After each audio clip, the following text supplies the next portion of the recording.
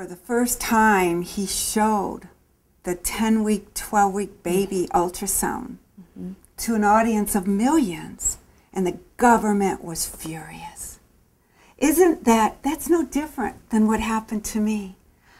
I remember I was called as my first speaking engagement to testify before the United States House and Senate on the Freedom of Choice Bill in 1990.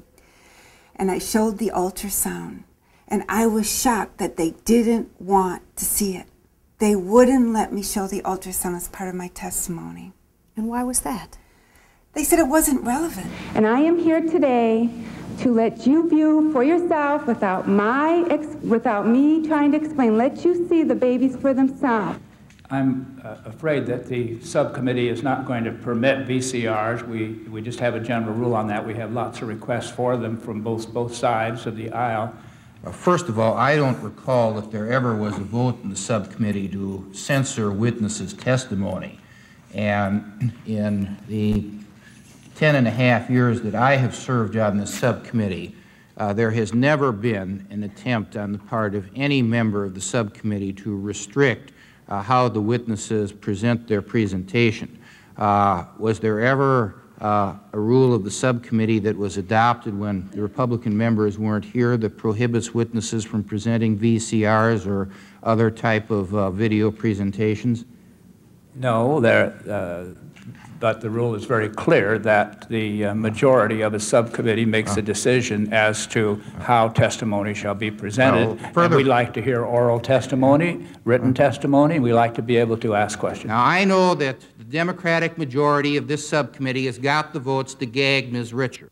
And I would hope, Ms. Richard, after you're gagged by the majority in this subcommittee and complete your testimony, you move that videotape machine out into the hallway. And you can present out in that hallway what you were not allowed to present in here by the fiat of the chairman of this subcommittee who happens to disagree with your particular viewpoint and mine. And here, I was called as an expert witness on ultrasound. Later, I was called to the Senate, once again, to show the ultrasound, and the abortionist on the panel interrupted my testimony, and he said, "You're giving human characteristics to nothing more than an obligate parasite." An obligate parasite. And no woman is required, no person is required to help anybody or any other person that in any way puts their life in jeopardy. And it is an obligate parasite. It cannot live on its own. Do you believe it? I was like, I came this close to calling him an obligate parasite. I thought, what? What's making the baby move? I'm not making it move. It's jumping, it's waving. They didn't want to be shown the truth, just like Ian. When he went to show the ultrasound, they tried to keep it out. They tried to discredit him. They tried to keep him quiet. They didn't want the truth out. Exactly. And then it's amazing. I think it was like a few years later, within that time period, Ian was invited to meet the Pope, and the Pope just said he was one of the greatest men that ever lived, and I believe that. Here are these two great men shaking hands, so.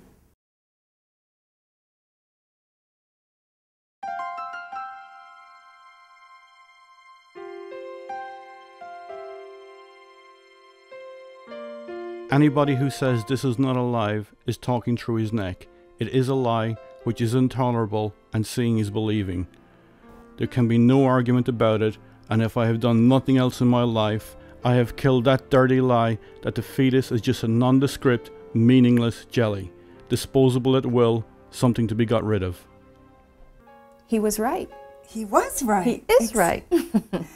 All those lies, he's exposed the lies of a blob of tissue. In fact,